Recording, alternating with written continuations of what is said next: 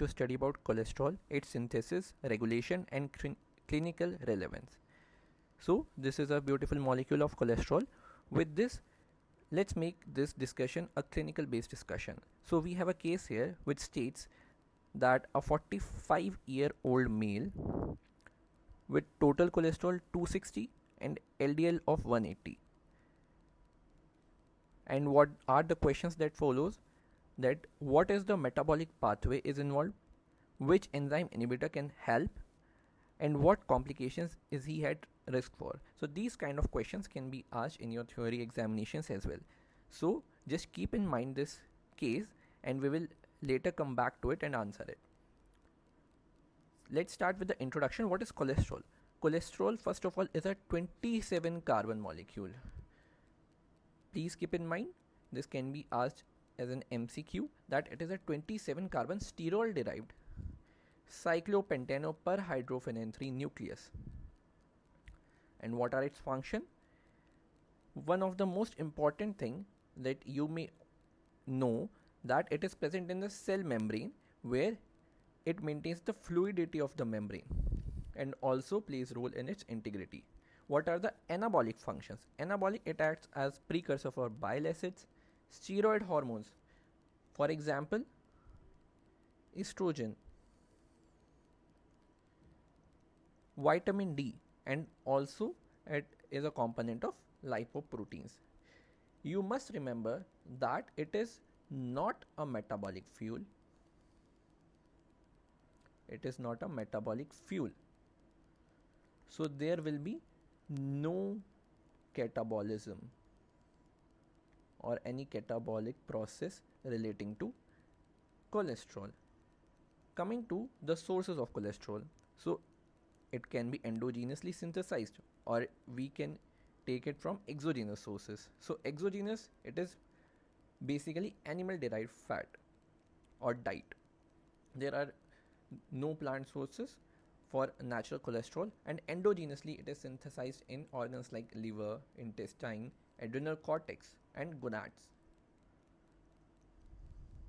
What are the normal reference values? You must remember that normally total cholesterol should be less than 200.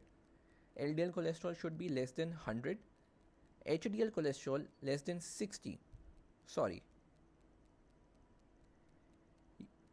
This is the point you have to learn, that HDL cholesterol, also called as good cholesterol, and good things should be higher.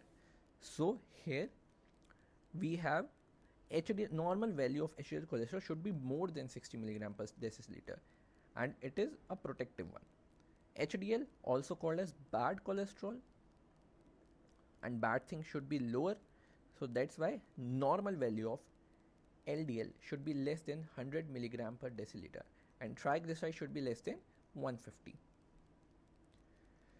Coming to the cholesterol biosynthesis, you should remember the important steps, what are the reactions involved, and which molecule is of how many carbons. So what are the main site inside a cell? The process takes place in cytoplasm and smooth endoplasmic reticulum. Major organ is liver. So there are total 5 stages. So inside liver, first of all, there will be biosynthesis of mevalonate. Then there will be formation of isoprenoid units. These isoprenoid units combine to form a molecule of squalene, which forms lanosterol, and finally we get our cholesterol. So let's learn step by step what are the reactions involved. So what is the substrate which is required for initiation of cholesterol synthesis? It is your acetyl coenzyme A. You have also studied that acetyl coenzyme A at the last of the glycolysis from pyruvate it comes. Okay, so one molecule of acetyl coenzyme A is 2 carbon molecule. Here comes another molecule of acetyl coenzyme A, that is 2 carbons. These combine in presence of an enzyme called thiolase. and forms acetoacetyl coenzyme A. So 2 plus 2, that is 4 carbon molecule.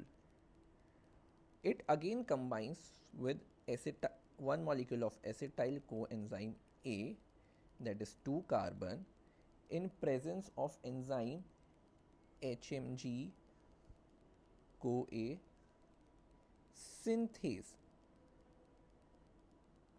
So synthase, by the name itself, it says that it will synthesize what?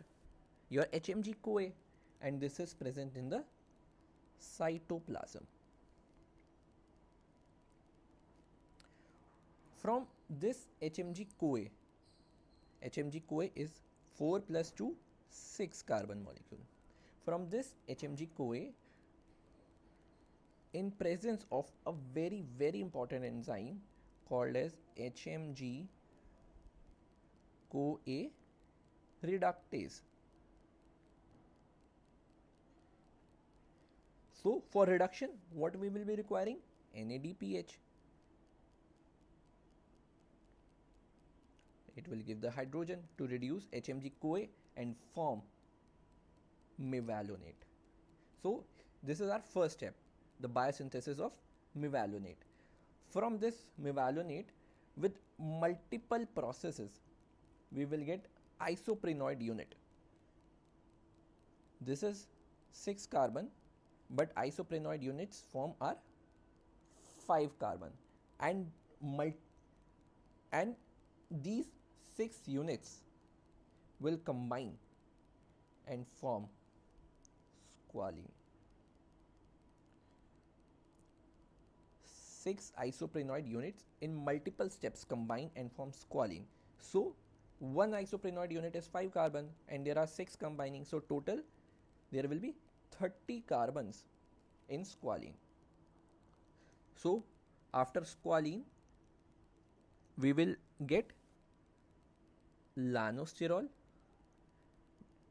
From lanosterol, we will get zymosterol. From zymosterol, we will get desmosterol. And finally, we will get cholesterol. And how many carbons are present in cholesterol? There are 27 carbon. Now, this cholesterol can be used in the biosynthesis of steroid hormones or bile acids. Via bile acids, we excrete out cholesterol from our body, and there you can form vitamin D. Coming to the regulation of cholesterol biosynthesis, it is very important how we will regulate cholesterol biosynthesis. So the key enzyme in whole process is HMG CoA reductase. This is the rate limiting enzyme, HMG CoA reductase. You should also remember a very important clinical point. This one of the drugs which inhibit this enzyme is called statins, and these are the very important drugs used in patients of coronary artery diseases, heart diseases. Also, another method is hormonal regulation, which is a short term. So insulin and glucagon are two hormones. Insulin activates and glucagon inhibits the process. So what happens is, for example, in a well-fed state, there will be more of insulin and less glucagon. So overall, insulin glucagon ratio will be higher. This will cause dephosphorylation. Dephosphorylation of our rate limiting enzyme, that is HMG CoA reductase. And dephosphorylation activates the enzyme and there will be increased synthesis of cholesterol.